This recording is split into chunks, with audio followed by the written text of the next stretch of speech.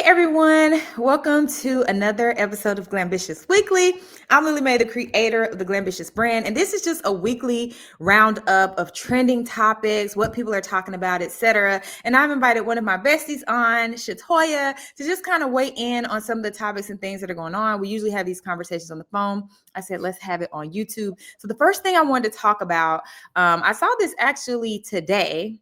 It's a trending thing for men to start going to Turkey to get height surgery. Shatoya, you're awake. Don't fall asleep. I know when I say man, you kind of tap out. Stay with me, okay? Stay with me. It's trending for men to go to Turkey to get height surgery. And so I thought it was just kind of like a thing people say, like it's not really happening, but it's actually happening. And this man, he was on TMZ, all these different platforms because he went from 5'5" to like 6'1". So let me bring up a clip here. And he spent, I want to say, about $80,000 on this surgery. So let's bring it up and then we'll talk about it. Hold on. Let's see. Hold on, y'all. Hold on. It's coming. One thing that really did make me think is like, is it that bad? Are women that hard on the short kings to where they have to go through these lenses? So let's just watch it. Where's the sound? Class women I'm meeting now, as far as what they do, their occupation, overall appearance, those things. Interesting. So you think you've pulled badder women since you've gained some height? I don't think, I know. Wow. I absolutely know for a fact. Interesting. Okay, let's keep it pushing. So he literally said, since he's done the surgery, he's been able to get badder women. What do you think about this, Shatoya? This is real. I mean, we're being honest, right? Yeah. You are you wouldn't date anybody that's shorter than you. Correct. So I'm the problem. Exactly. Like, I mean, what do you mean? You are the reason that this man went to Turkey to get this surgery. And I was thinking about that because I'm like, when we watch Pop the Balloon and stuff like that, people immediately pop on a person that's short, even if it's by an inch, even if they're the same height, they'll pop on a man that's the exact same height. And I'm like, what is it with us? Because we're the problem. What is it with us to where height is such a deep, big deal? Let's clarify. You're the problem. I have been in a relationship with one previous. My daughter's father is shorter than me. Okay. By at least 3 inches. So really? I didn't know that. I never seen y'all stand up side by side. It makes me feel, I mean, I would not particularly go. I'm more of a personality person. Mm-hmm. But he's real confident. So his height doesn't, and also you have to keep in mind, we met when we were like 15. Mm-hmm. So height didn't matter back then. I mean, I was always taller though. But what about now though? Because when I was 16, my high school sweetheart was my exact same height. I didn't care about how. What about now? Would you date a short king?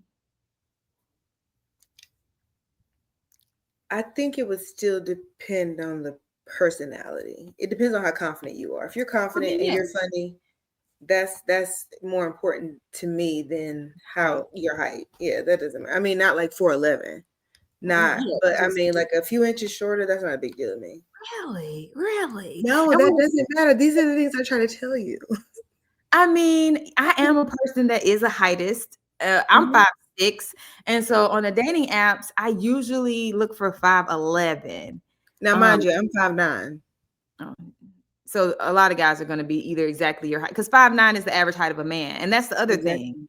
Like most of us women are going after the same men. When there's I think when men are shorter, that they're, typically they're going to work a little harder. They're going to give you a little more attention because perhaps, they have a little bit more to prove than the guys who are over 6 feet and all the women are looking at them because they're tall. Not if they're confident. That's not going to matter. That's why I like somebody that is confident more so than anything else, because if you're confident, they're not even thinking about the person or that demographic of I have to settle for this or whatever, because women are looking. No, it's not going to be like that because they're confident. You know what? Okay, fair point. I did entertain a guy that was exactly my height, which is 5'6", because he had confidence. I did. I forgot. We had actually went to high school together and reconnected as adults. Yeah, and I was like, You know what? And to your point, because he had to be 5'6", because we were looking eye to eye for sure. And I remember when we were walking around the mall, I was thinking, you know what? I could give this short king a chance. It was something about, he did have confidence. He had a cute smile. He was very successful. He loved the Lord. He had a lot of traits. And I was like, I could give this short king a chance. Now, it didn't work out for other reasons, but I have occasionally given a short king a chance. I just think when I saw the news about the man putting his life on the line to grow taller, it actually made me sad, because I'm like, that is very dangerous. His recovery was very arduous, because they're literally breaking your bones and then putting a rod to separate your bones. And there's a chance that the bones might not really connect fully with the rod. You might walk funny. There's so many risks, but he's claimed to have made a speedy recovery. And so put in the comments, if you're a heightist, why do you prefer men over 6 feet? Like, what is really the big deal? Why are we like this? Because we making the men go to Turkey, and I think we got to do better, ladies. But moving on. So speaking of like confidence and surgeries, I saw a lady report that BBLs are out of style. BBLs, they're calling BBLs an auntie thing now, and that it's a sign that if you have a BBL, it's a sign that you're an auntie. So let me bring that real quick to see what she had to say about this, and then we'll talk about it.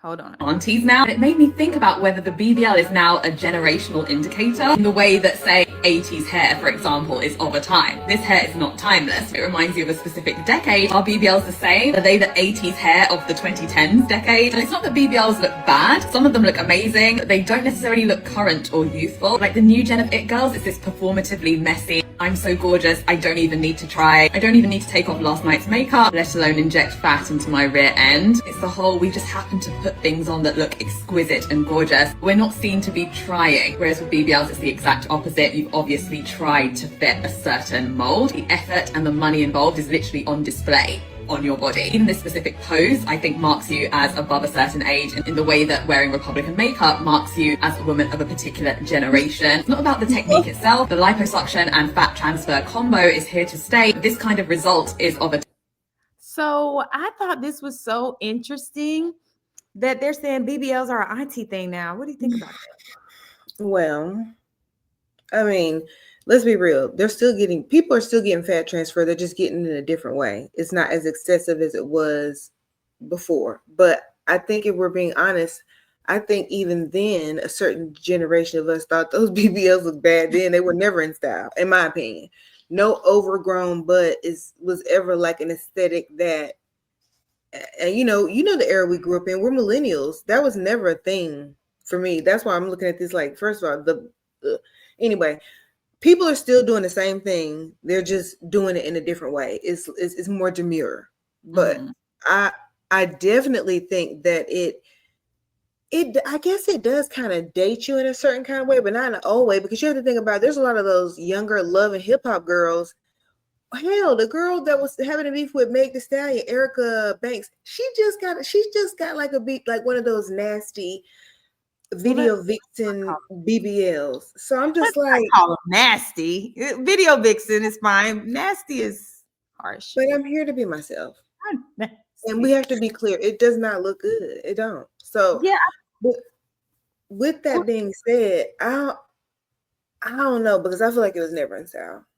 Yeah, that's an interesting point. Was it ever in style? I definitely think it was in style. And I would go as far as to say Kim Kardashian ushered it in style, because she's the first person that I remember having a BBL that made you like look twice, like, whoa, what's that back there?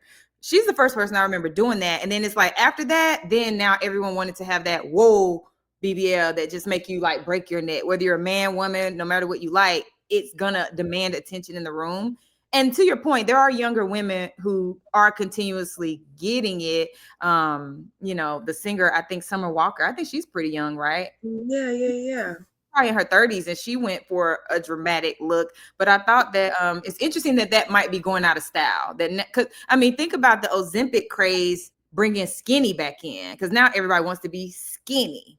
But so that's in my opinion, that's for a certain demographic. Like even that style and aesthetic she was talking about, that effortlessly, that's not people I know. When we go out, we want to look good. If that's the problem, I feel like people don't put in effort. Stop. I think this dirty trend or like not, just I don't care about how I look. You should be caring how you look. You should. So yeah. I can't even relate to what the lady was saying. It's just not even something that can be used in my mind because it's like, lady, none of that stuff checks off for me. And honestly, you know how I am. I can never give Kim Kardashian credit for anything. So I don't agree with that either. But who do you think ushered that look in? If it wasn't Kim Kardashian, I don't want to say Buffy the Body did not have I don't want to say Buffy the Body's body wasn't real. If I'm speaking out of term, I do apologize. But because even if her body, even if it was real, I think that aesthetic is what people went for because she literally had a BBL looking body, but her body was real. And I think just like with the prototype of anything, it had to be somebody. I mean, that's just the first like video vixen person I could think of. And even if that's, 9 times out of 10, it was her real body because she's a Black woman. But I feel like that's what other people molded it after. Because what do you think made Kim Kardashian want to go do that? True, because you know what I'm saying. It's like let's be for real. She didn't just hello. What did they pattern everything after? Yeah, that's fair. That's very fair. It's just I guess she had the larger platform because she was friends with Paris Hilton, so she had the larger platform. So that's fair. Exactly. But I do think it's an interesting conversation that potentially BBLs can now date a person, and I think it goes to show that when it comes to trends, as far as what's in style, what looks good. You really have to be careful to not let society's trends permeate your mind and feel like you have to do it. And it's so hard because me and you were having the conversation about facial balancing. And I wish I could bring that up, y'all. Facial balancing is like witchcraft, and I'm so obsessed with it. It really is. It is. It's like what this man is waving a magic wand over these faces, and he's making it does look better. And I hate to say that because I'm definitely a proponent for love yourself, have self-love, all of those things. But it does make people look better. And I'm like on the page, like obsessed with it. I'm like, oh my gosh, will I want to get facial balancing one day? So you got to be careful because it's so intriguing. Like what, if I'm imagining like if he chiseled, put a little filler here will suddenly my face just, have a permanent filter. So I think, at the end of the day, we got to be careful about, for sure, what everyone says is cute right now, trying to do that. And then 5 years later, they're like, no, that's not even cute no more. But you stuck with like a big old runt roast everywhere you go. Like you stuck with it now for the most part. Unless you, then go through another procedure to get out. Or even like, I feel like at one point, breast implants, like really big ones, were more of a trend than they are now. A lot of people are getting them removed and they want their natural boobs back. So exactly, because this natural aesthetic is in now. And it's like, that's, they want, this is the thing. I think based off the era that we grew up in, people looking back normal to us, like even this makeup trend where people like did like all this glam extra, that's not how we, when we were going out, we weren't doing all of that. So all this stuff is kind of just like, it just depends on to me where your mind is. Like if you saw Kim Kardashian and you thought that was what you wanted to do and you knew you had, if that's what you want to pattern yourself after, then that's how, in my opinion, weak your mind is, because you can't go after every single thing that people are saying that's in. That's insane, especially when it comes to something like your body. It'd be different if it was clothes or like the way that you wear your makeup, but something as permanent or as dangerous. Yeah, exactly. As doing stuff to your body is scary. And then oftentimes, like, I'm not a surgery basher at all, but oftentimes we do see people that kind of say that they get addicted to it too. So that's why you gotta like just tread lightly. I'm all for improving and enhancing yourself in any kind of way. I love that. I think that's like so important for you to feel like your best. But I don't know. I just think you have to like just choose wisely and really, most importantly, love yourself. That'll solve a lot of problems, I feel like. Yeah, no, and I agree with you. I'm definitely not a surgery basher. I wish I was brave enough to get liposuction. I do. I wish I was brave enough. I wish I was brave enough to do some of the things I see people do. But I'm a scaredy cat. Like I am a scaredy cat. And so I'm definitely not surgery bashing. But I think ultimately it's like we have to really be careful in what we let permeate our brain as far as what a standard is and what's beautiful. And you know what's the crazy part? Because I wonder oftentimes, what in the world? Sorry, y'all. That was a sound outside. I wonder oftentimes, are we trying to look certain ways to attract men, or are we trying to look certain ways to feel better about ourselves, or is it one and the same? Because when we talk about the man with the height surgery, he's doing that because he wanted to get more women. Let's be clear. You know, like that's why he did. I think did he not say that? Yeah, he said it, and it worked, and it Mhm. worked. So are people getting a big, huge BBL to get more male attention? And the crazy thing is, men don't even care. Like, men do not care about stretch marks, cellulite, big butt, small butt, big boobs, little boobs, makeup, no makeup, eyelashes, no. Men do not care. And that's the gag. Like, the gag is men don't even care. I mean, they don't. How many times do you see a very good looking man with a woman that you're like, wow, I'm surprised he chose her? You know what I mean?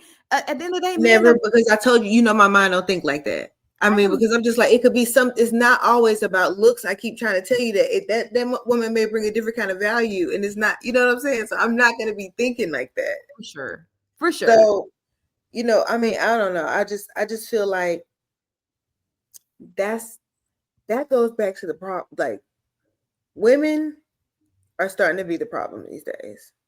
Because why would I see somebody, like a couple together, and be like, I'm surprised. I don't know anything about this man. Like, this is true, but we're talking about in general. We're not talking about like you're an anomaly. Okay, let's just put you over here in a class by yourself. Because if people will keep it real and be honest, like there's a couple that recently went viral. I'm not going to pull them up, but there's a couple that recently went viral because they got engaged, and the woman was heavier set and the man was very slim. And so they went viral simply because of that, because she was heavier set and he was slim. Why did they go viral if people aren't thinking like, why is he with her, or vice versa? That general people will think that, whether they want to admit it or not. Like, that's, an unlikely match. So let's just say that. Sometimes you'll look at a couple and say, unlikely match, because people expect people to kind of look similar, match up, if that makes sense. Yeah. No, I mean, I do get what you're saying, because I know people do think like that, but it's just like, it just sounds so just like, I don't know, because like I said, I do think about, like, of course I have to be, it is about your insides and your confidence, but you do have to be, somewhat attractive. So let's be clear. Like, I'm not just like, so, here that I'm, you know what I'm saying? Well, I don't think you're into looks for real, though. You don't care about looks. So that's what I'm saying. You're an anomaly. You're not the average person. The average person does care about looks. That's a fact. But you care more about confidence, how someone makes you feel, how they show up, and etc. But viewers, put in the comments. Yes, what please. What do most people really look for when they're, as an initial attraction? Are they looking initially, not for the whole, you're not just marrying somebody because they fine. But for initial attraction, are people typically looking for looks, or are they really looking like core of character? Because now, well, I mean, initially it has to be, initially you can't see somebody's character, so it's going to definitely be looks. You know what I'm saying? But I feel like it's about which one do you value more. Like, once you get to know that person, like if you do get to know a person after you can get past maybe that they're not as attractive as let's just say you meet somebody over the phone, some sort of way, or like a blind date, and you guys talked and get to know each other before. If you can't get past the fact that this person may not be as what you're typically attracted to physically, and you've already developed that connection with them, that's you may need to think about some things, because if you're really looking for all these things, then why, you know what I'm saying? How can you not get past that? Looks shouldn't be that big a deal. I agree with that. There's a show about it called Love is Blind, and I'm on season 1. I was going to say something in reference to that. I just didn't know how I was going to like plug it in there. Yeah, there's a show about it. Want to see it? Here it go. But I mean, on the show, we see that exact thing happen where people build such a strong connection. Like, oh, will you marry me? Yes. Then when they get that meetup, the man is like, actually second, or the woman is like, on second thought, no. So I mean, I do think it's shallow, and I'm not a proponent for someone has to be super fine or super perfect. My whole point was, I'm not. That's the old me, number one. Oh, That's okay. the old me. The new me gets we are keeping it real. Yes, yeah. The new I me gets wanted to say this too.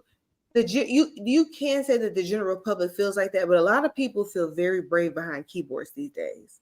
So it's like it really behooves me that people will say some of these horrible things. Like you could see a beautiful moment of these people being engaged, and people got the nerve to be saying something about that scares me more than people talking about what's going on with that couple.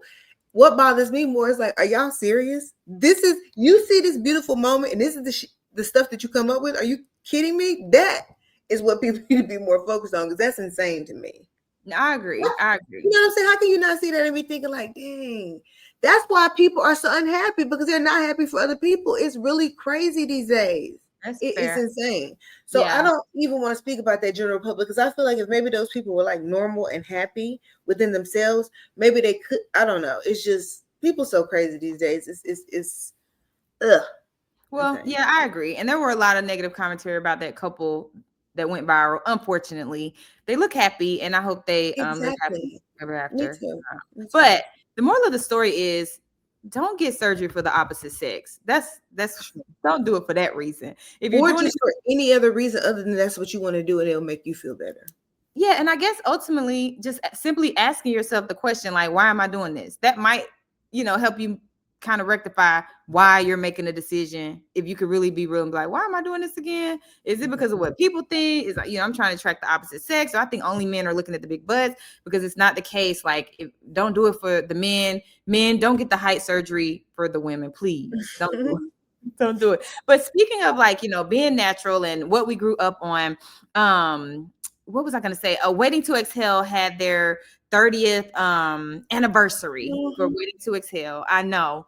And speaking of Waiting to Exhale, have you watched it as an adult? Yeah, actually I have. I don't know about in my 40s, but I know for sure in my 30s at some point I've watched it. Yeah, like watching it as an adult, it hits so very differently. Hold on, let me pull this up real quick. But watching it as an adult hits so very different than watching it whenever it came out. I guess, I don't know, we might have been teenagers, tweens, I don't know. I don't feel like we really understood what the women was going through. But here's a picture of the Angela Bassett. Oh God, that's woman. I know, isn't she gorgeous? She is such like chef's kiss. She really is. Period. But she got together with Loretta Devine, Lila Rakan on CBS Morning to celebrate the film's lasting impact and to honor the legacy of Whitney Houston. And so they had a cake, and Gayle King, they talked about it and, kind of did like a memorial of their feelings and thoughts about Whitney not being here and things like that. And it really just made my heart melt, because Waiting to Exhale was such a pivotal movie of the 90s and what women were really going through as adults dating. And it's funny now, because as an adult, I'm like, oh my gosh, when I watched it again as an adult, I was like, oh my gosh, like it was so real with what the women were dealing with. Like, I remember when Lila Rakan, speaking of giving people a chance. Hold on. Layla Rochon. Oh, y'all forgive me. Layla Rochon. Thank you. I'm gonna say Layla. Layla. I'm gonna say Layla. Leave the last name alone. Layla. Yeah. What was her name on the show? You remember? Hold on, let me pull up the cast names. Yes, please. Because I don't want to. Because I remember Bernadine, which was Angela Bassett. It was Bernadine, Savannah Jackson, Robin Stokes, and Gloria Matthews. Okay, we're talking about the character of Robin.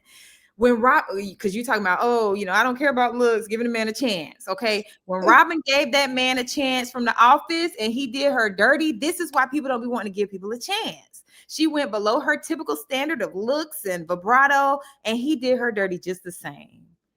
Ladies, can you relate? Put in the comments if you've ever given someone a chance that's not your typical type and they still did you wrong. Please put it in the chat. I mean, that's a real thing, is it not? It is a real thing, but I mean, character can be effed up all across the board, regardless of what anybody look like. Fair. So that has nothing to do with he had very poor character. He was an a-hole. That's fair, but I think just because he was on the chunky side and short side, he was a short king, does not mean that he has to instantly have character. That's just like when people be like, well, I gave this guy that was like less attractive a chance. And he's like, listen, if the dude was an a-hole, period, he's going to be an a-hole, period. If your intentions for just talking to this person just because they're kind of like a, you know, what if you have ulterior motives for why you even talking to that person too? That's it goes both ways. But if a person is effed up, they're gonna be effed up regardless. If they're slim, big, attractive, unattractive, that dude was an a-hole. He was, but the consensus often is that's why you shouldn't date. There's a phrase. This is not a Lily phrase. This is a general public phrase. I'm just repeating what the general public say. Please don't come for me in the comments. There's a saying about dating down or dating up. Okay. I didn't make this up. It's a thing. So that's why some people say you shouldn't date down, because you'll date down and still get played. So you might as well date in your league or date up, because to your point, you just never know how the car is going to fall. So you might as well date up if there's a chance of you getting done wrong. Let's be clear. When I think of that reference, you know me, I think of that reference as a financial thing. And in that situation, I'm never going to date down. So I can 100% agree with that. But as far as anything else, then where I stand. But as far as financially, that quote is 100% correct. Mm-hmm. Now, just to be the devil's advocate here, why not, if you're supposed to give people a chance, regardless of looks, then why not give people a chance, regardless of finances? Just playing the devil's advocate here, because we're talking about the quality of the character, right? You never know how he makes her feel or she makes him feel. Okay, so then, finances, looks. Why are finances, not given that same treatment? That's what's important to me. So as far as as far as why that's not as important, why is that given priority, is because I need to be with someone who I feel like, how hard I work. I need to be with somebody who can match that, exceed that, to be able to, first of all, understand, what I got going on, and to motivate me. I always want to be around somebody who is doing better than me, or has more knowledge than me, more experience than me, so I can learn from that person. So if you're in a better financial position than me, hopefully you will help me get to where you are, so that's why that's different. But your character, those are things that that's just who you are. And if your character is bad, or you got, bad spirit, bad vibe, those are things that I feel like, regardless of how much money you have, that's out of those things, that is more important. That's more important than anything, your spirit and how, your insides are. So with that being said, the financial situation, that's why I want to be with somebody who's going to be able to get me to the next level. I can't, I'm not in a position to be, I don't want to be the teacher. Yeah, I want to be the provider. Yeah, I don't want to be the provider. And honestly, I'm tired of providing for myself. So when it comes to me, I've never been an advocate of. Yeah, I've been providing for myself for a while now, and I'm tired of it. So I don't even. I am too. I'm extremely proud of you. I mean, honestly, I feel like you've motivated me. Like, after things went south with my marriage, and I was able to really see that I can make money on my own, I've always been really, really proud of you, because I'm like, Lily has never, as long as I've known her, she's always worked for herself. But that's impressive, Lily. And then you went out of state on your own and created a life. I mean, it's very commendable. You should be extremely proud of yourself. Well, thank you for all that, but I'm tired. And so now when it comes to dating, I'm tired for sure. I remember in high school, I was working 2 jobs at 16. And someone was like, why was you 16 working like a single parent? I don't know. Exactly. Why? That's why I'm tired now. I'm tired. Exactly. So, I went hard for too long. So now I prioritize someone being financially stable, because I'm tired, and I would like, you don't even have to teach me nothing. You don't have to elevate my business. Retire me from my business, please. Retire me. That's what I'm looking for. Is someone that's like, you know what, you don't work hard long enough. Let me come retire you. It can happen if you don't focus on how short he is. Oh gosh, I believe in an abundant world, and so I believe that there's a person that's 6 foot or tall, 5'11". We'll go 5'11". Okay. I feel like there is a person that's 5'11" that God has for me somewhere, hopefully in the near future. Hopefully I meet him tonight or tomorrow because I am tired, and that, you know, he'll be able to relieve me from being such a hard worker. So anyway, I did want to show this little they did like a Waiting to Exhale reimagined cast, probably on AI, and I just thought this was so cute. Hold on, let me pull it up. I was like, oh, stuff like that. so this is like Waiting to That's Exhale. my girl. Hold on though. How beautiful is this? I would love to see a remake with these ladies. I would love it. Okay, so I hold on. That's Kiki. That's who's that in the back? Is that Coco Jones? Coco Jones. Yep. Yeah. And so I wonder who's supposed to be Robin. I guess Coco's supposed to be Robin. That kind of makes sense. And then who is Tiana supposed to be? Oh, we had Whitney's character. Oh, probably Bernadine, because remember when she cut her hair? Right. So Tiana's Bernadine, and then Kiki's Whitney. Oh, I love this. People are so creative. You know, yeah, but you know, I don't like the AI stuff, and I don't really like the I love all of these ladies though. I don't know. That's a hard one because I hate when people doing all these remakes, especially when it's like, geez, y'all, that wasn't that long ago. Like, what are you doing? Why are you making a remake of that? Definitely was a long time. It was 30 years ago. Okay, you're in denial. It was. We were 13, baby, when that came out. So, but speaking of remakes, so Nia Long and Larenz Tate are back, and I'm so excited because number one, both of them age like fine wine. And number two, Love Jones is like my favorite movie of all time. When I tell you I could curl up right now and watch Love Jones like it just came out, this is literally like my favorite movie of all time, Love Jones. But they're bringing Larenz Tate and Nia Long back together on Netflix. And I think this is supposed to be the official cast. Netflix's Don't Ever Wonder, inspired by Maxwell's debut album, announces cast. It's official. There's a romance film inspired by Maxwell's little song. Nia Long and Larenz Tate lead an ensemble that includes Blair Underwood, Laz Alonso, Susan Watson, Pauletta Washington. Okay, come on, Denzel's wife. Did y'all catch that? Come on. Wait, what did the kids do? Clocked it, T, whatever. Pauletta Washington, Dennis Haysbert, Shantae Adams, Algie Smith, Gracie Mercedes, Navia Robinson, Yolanda Ross. The film is co-written. But anyway, and this the guy in the bottom left, he was in several things, but I think he played on the New Edition series as the little guy in the bottom left. He was in New Edition series as Ralph Tresvant. I remember him. Oh, this lady is on The Shy. Okay, I'm starting to see some familiar faces. This is our Allstate man from Waiting to Exhale. Speaking of Waiting to Exhale, then we got Denzel's wife. I recognize. So beautiful. Gosh. Who are we talking about?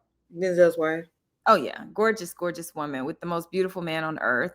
Laz Alonso, I met him. Blair Underwood, and then of course our favorite too. So, you know, I don't know if it's going to be like Love Jones reimagined, but this is something to look forward to. And, you know, I'm excited about it because I love them so much.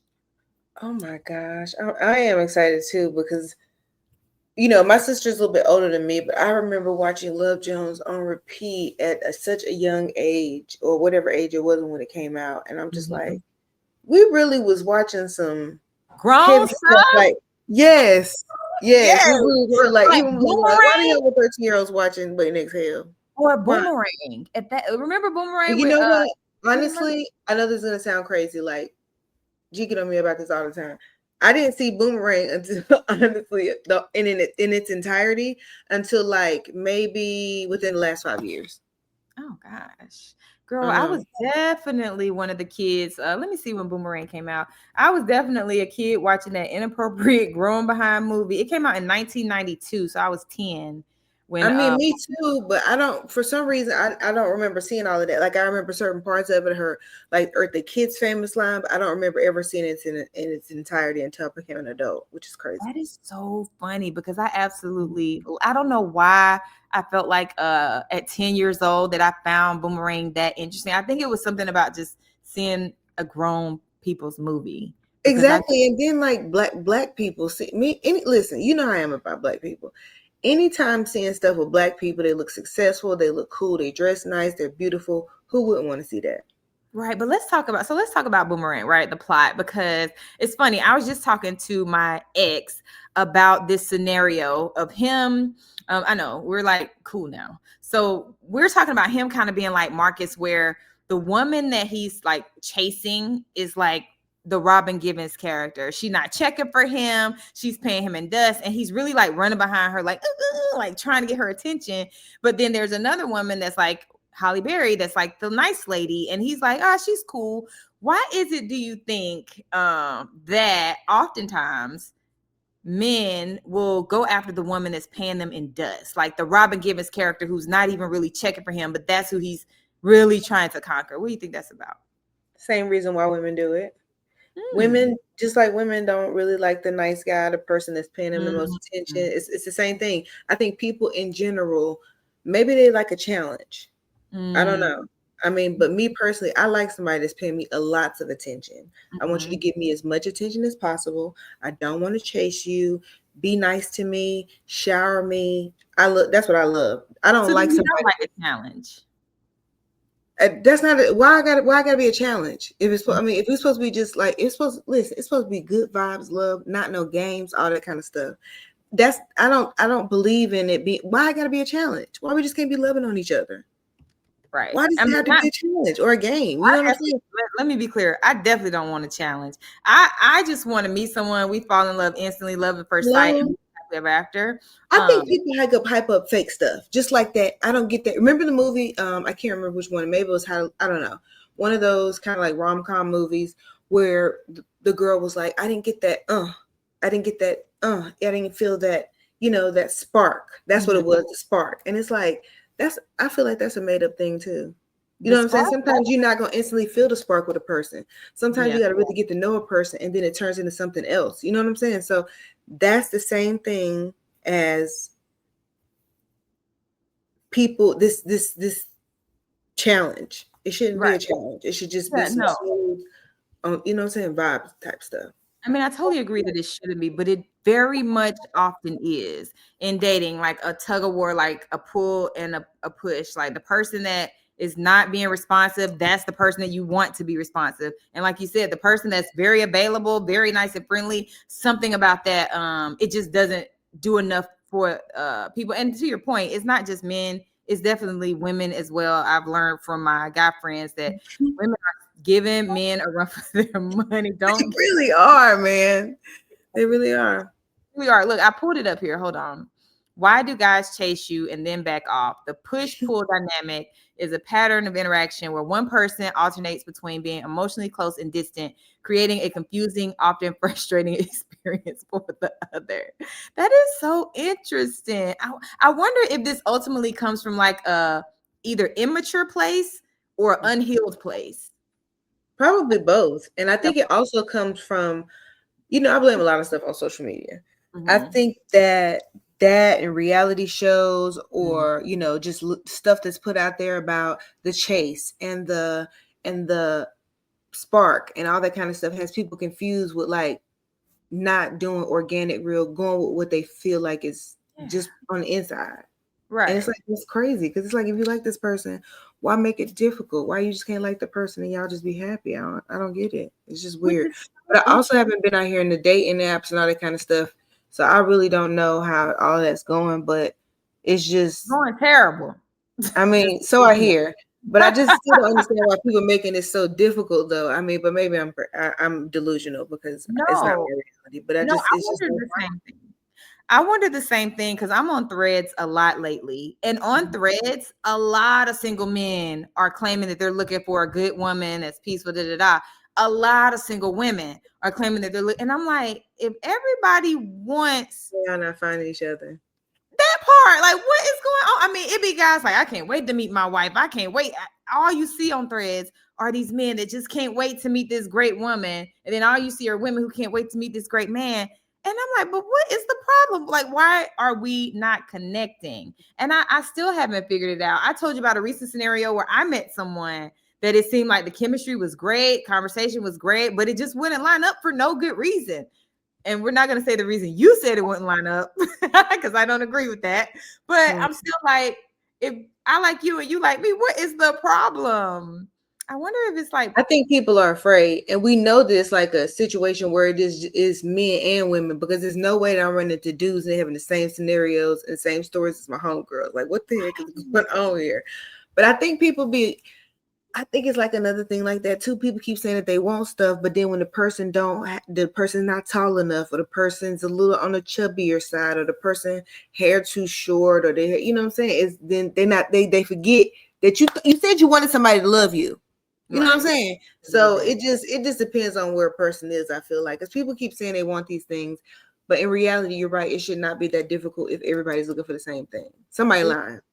Somebody lying. It ain't me, because I want love. But anyway, moving right along to one of our favorite topics, Real Housewives. Okay, so we watch all the Real Housewives, child, from during Salt Lake City to Orange County to Beverly Hills to Atlanta to Potomac. We watch it all. We talk about it all. So there's so much going on in Real Housewives land that I put together a bit of a roundup so that we could talk about different things that are going on with different housewives. And we'll start with one of our favorite, I'll beg to say one of your favorite housewives, Ashley Darby.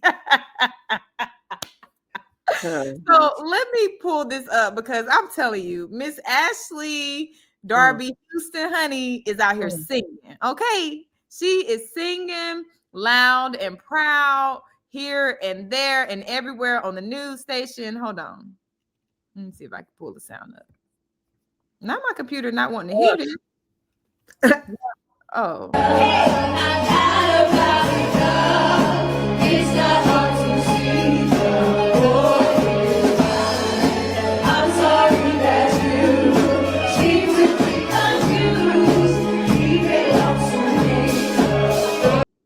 Child, why is Ashley trying to make fetch happen?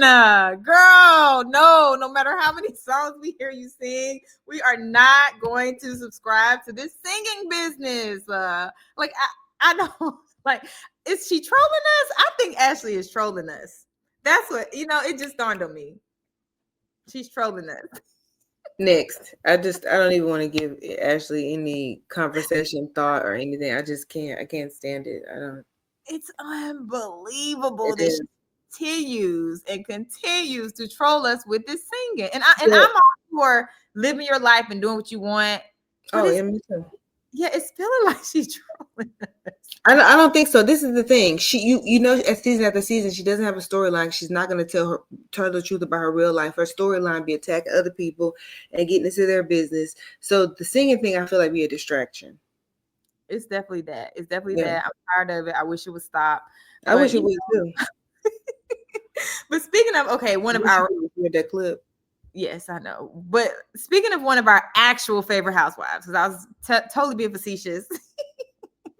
Totally being facetious with that one. But this is actually one of our for real favorite housewives that I'm about to pull up. Now, this is speculation. I don't think it's been officially announced. So this is like an allegedly, but I'm praying that this is real news, y'all. Hold on. We got to pull this up. Word on the street is that NeNe Leakes is returning to Bravo to join Giselle Bryant and Monique Samuels on the Ultimate Girls Trip. Oh my God. Listen, I was just about to say, if you say something about Lanithia, I'm going to be over the moon. I did not think you were going to treat me to that. Oh my God. I would be listen, I cannot wait to get this lady back on our screen.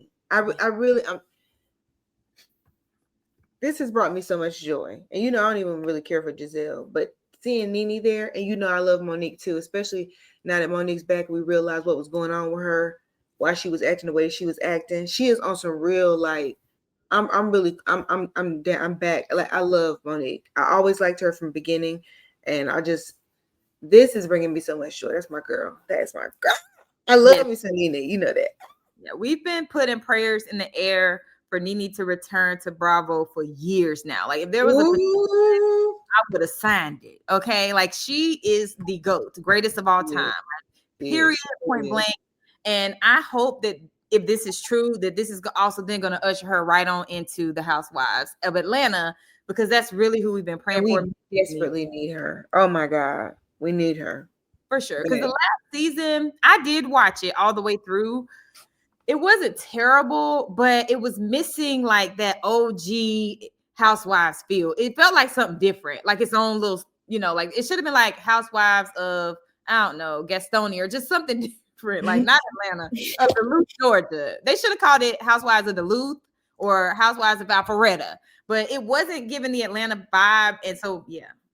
And then also too, I feel like at this point, a lot of people are trying to be, because people like NeNe them have set the tone and like set a certain precedent. A lot of people come on the show now and are trying to be, I gotta have a one-liner like NeNe. I gotta have a long, I can't think of the word I want to say, but those diatribe that Phaedra used to do, and it's just not authentic. And I think we've been watching the show so long that we just kind of like, I don't know. I don't feel like other franchises do that other than Atlanta. These new people that come on always try to, they're just not it. We need NeNe back. We do. I mean, honestly, I could take the whole old crew back. Hell, I'll take Candy back on there. Here's the thing. It's not just the Atlanta girls, because Kay on Potomac really. Stop. Stop. Why are you doing this? I know we have to talk about this, but Kay is like, who? And I feel so disgusted because you know how much I liked her the last season. And it's like something something happened, like a switch flipped in her. It's like, why are you so damn unlikable now? I'm talking about nails on the chalkboard. Sorry. My things, my husband, my man, my condo. Oh my God. That. It's like triggering. It's like, and like, like you said, like nails on a chalkboard. My things, my husband, my condo. No. Yeah. No. Stop. Yeah. Oh my gosh. Like, and then Bravo had the nerve to repost that clip. Like, this is everything. No, this is the opposite of everything, Bravo. Stop trying to make fetch happen. Exactly. It's like, remember when people that didn't look like us start saying Chile when they didn't know there was chow. It's like that type of vibe. You get what I'm saying? Like, please just stop. Yeah, it was very forced. And to your point, that's the new batch of housewives is, being like trying to force it. But the cream rises to the top, because as we have seen with Stacey of Potomac, just being her authentic self, that's enough. The people's champ. The people's champ. Big liar and all. The people's champ. Not big liar. I mean, we have to be honest. I mean, it doesn't matter that Stacey, and that's a weird thing. I cannot stand a liar. It's like something about Stacey lying that don't bother me. I don't know why. Well, I felt like Mia's lies didn't bother me because I thought she was so entertaining, because this is for entertainment. So I thought Mia was great for the show. I would love to see Mia back on Potomac. I know it's an unpopular opinion, but I would love to see Mia back. I think she's very entertaining with lies and all. But speaking of liars, Jen Shah recently was released early from prison. Jen Shah was recently released from prison. If you follow the Real Housewives of Salt Lake City, and I'm really wondering, like, are Black women really watching Salt Lake City? Like, I wonder, are Black women watching? But here's like other than us.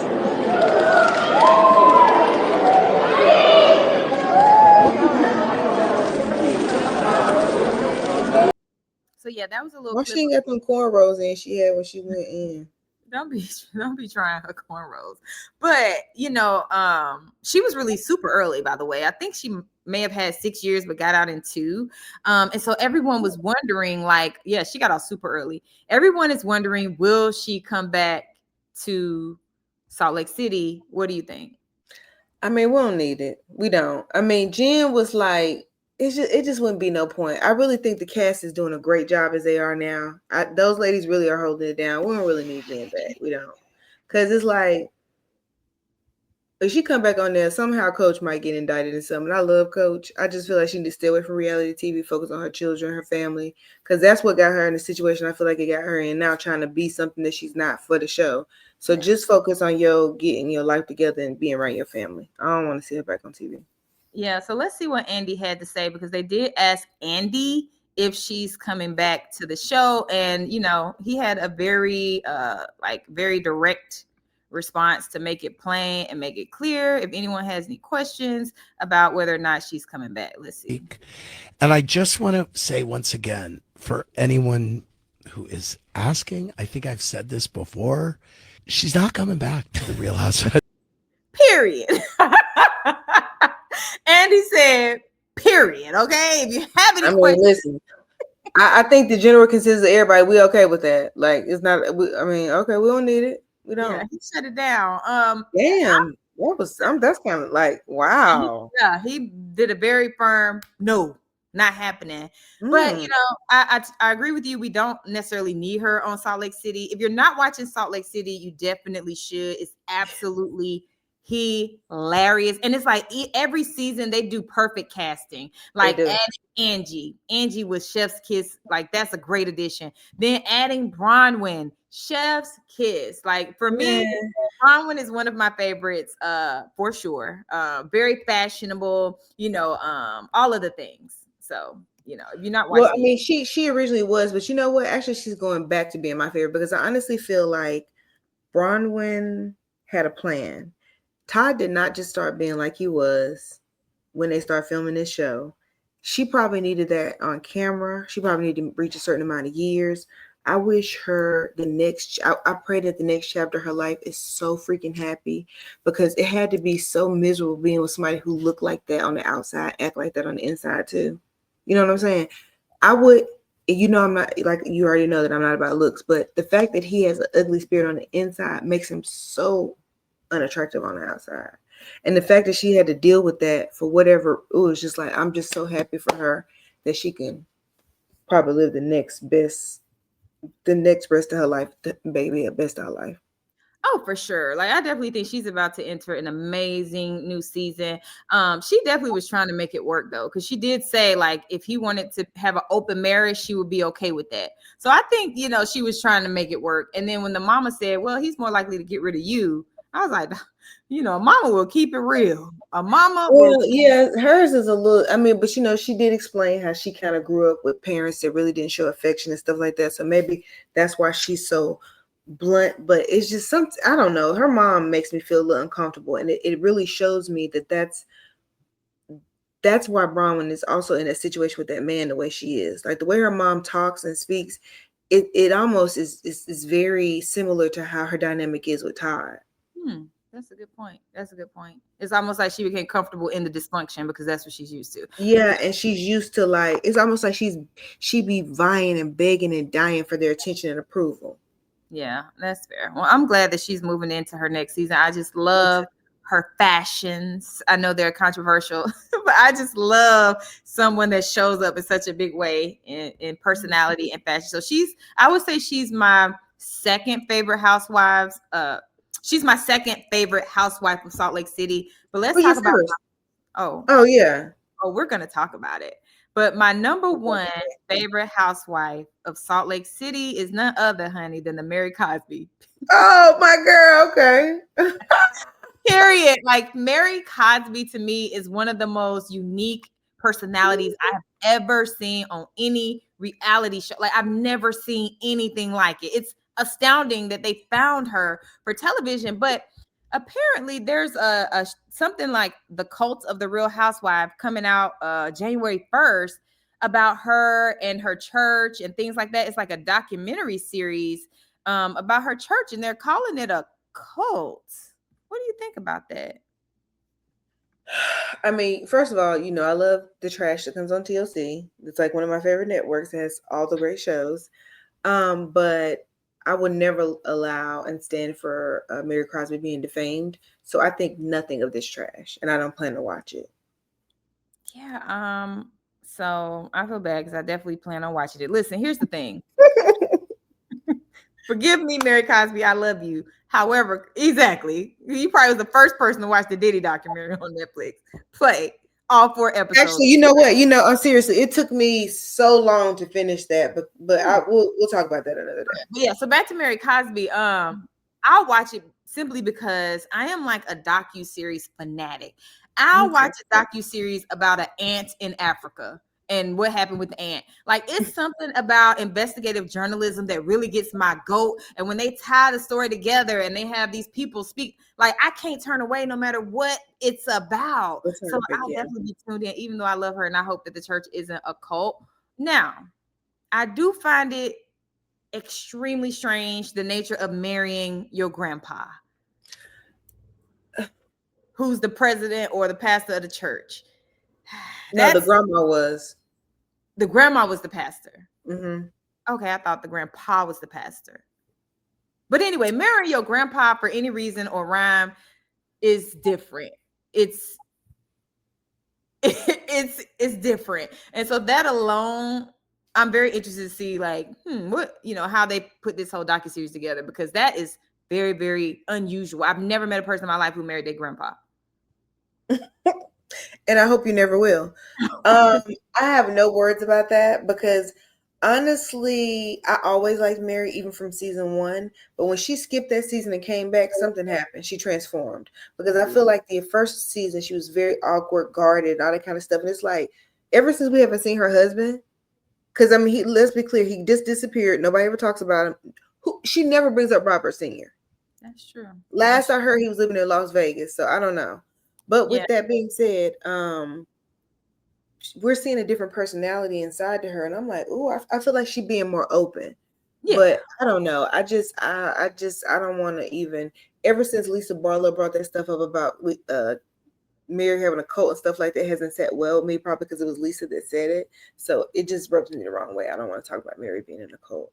Yeah, and I think sometimes people throw the cult word around loosely, and then the way Bravo edits the church scenes, I be like, come on, Bravo. The way they edit the church scenes at her church is like, come on. It's like the editors in there like, we're gonna of course. Hello, it wouldn't be Bravo editors, and if they didn't do that. Like the way they do that, it's just like, especially as a person who grew up in church, so I recognize all the moments as normal moments in church.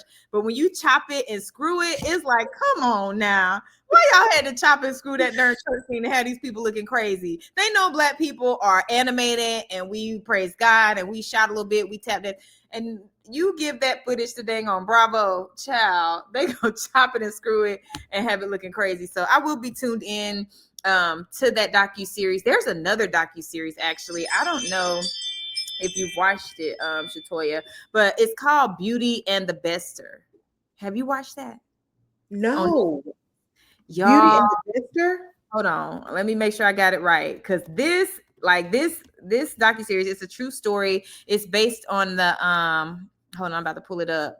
It's based and it's very actually like a recent like, this happened in like 2023, so it's like a very like recent type of situation. Sorry, I was trying to pull it up, but anyway, it's called Beauty and the Bester. I'm trying to find like a little image to pull up so y'all can see what I'm talking about. Girl, I was blown away because okay, let me pull it up here. Like I said, it's based on a true story. And the woman was very successful, very beautiful. She was a known influencer. Like, I follow people who follow her, so people definitely knew this lady. It's really astounding. And then she, basically got kind of caught up with, I don't want to play the video because I don't want them to like do one of those copyright things where YouTube be like, no, girl, that's not your stuff to share. But I did. Okay, maybe I could share this. Gotta be careful on the tube, y'all. Can't be sharing some of everything because they will give you a good old copyright mark. But I do want y'all just to see the one of the images from this docuseries. But anyway, it's about this wildly successful woman who falls for the wrong man. The man is like a total scam artist. And it's so crazy how they get intertwined and how she essentially sacrifices her whole rich, successful, married life with children for this man. So if you haven't seen Beauty and the Bester, it's on Netflix. It's mind-blowing. It's unbelievable the lengths that she went for this man. But again, I've just really been in a docuseries lately, and so I definitely will be watching the one about Mary Cosby. Okay, y'all, we only got 2 things left. Since we're still on, Housewives, there's just one more thing. Shamea is actually in the news because she's suing a doctor over a botched chemical pill, and it looks horrible. And it was I think it was a doctor in Atlanta, allegedly. Yeah, in Atlanta, she had a chemical peel March 13th, and it went really, really bad. And so, yeah, she's suing it. She has second-degree burns, blistering, and permanent scarring. So, I pray that she was able to heal somewhat. But it really got me thinking, because I've been thinking about getting like a chemical peel, but it makes me scared because that chemical pills, you do it on your face too. And it's like, if those are the results, you just never know. But yeah, I hope it works out with her and the lawsuit, because it seemed like she went through a lot of pain. And was that on her face? No, that was, I think, her back. Okay. Yeah, and so she got all these kind of burns and things like that. Okay, but the last bit of news, and then we're gonna go wrap this up because we covered a lot, is one of our favorite groups is back on tour. That is Danity Kane. Okay, what's but go ahead.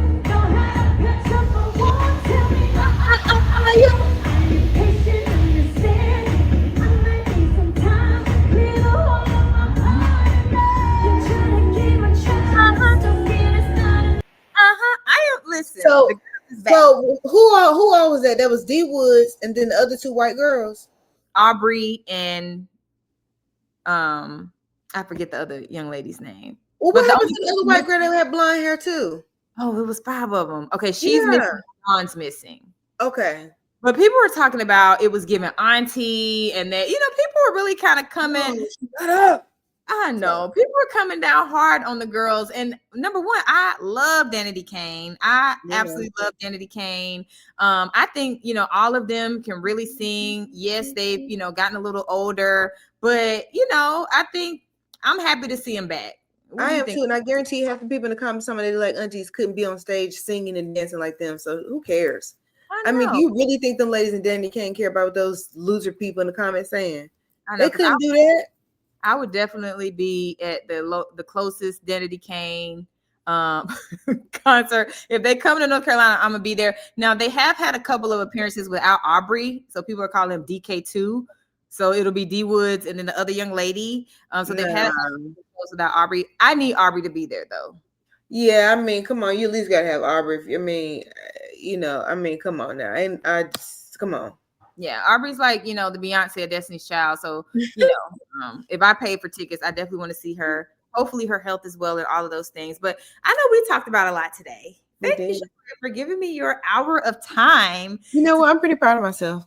I know. I'm proud of you too. I mean, you yawned a couple of times. I know I was losing you. That's why I was trying to be quick on my toes, videos up, and try to really, maintain your attention. But I do appreciate you hanging with me. Do you want to share, the capture booth information or any information about how people can follow you, connect with you, or anything? Or do you just want to disappear into the abyss? Yeah. We were just talking about pop culture stuff. No need to kind of like throw that in there, no plug. But it's really fun. I can't wait to do it again. Yeah. All right. Well, everyone say goodbye to Shatoya. Bye, Shatoya.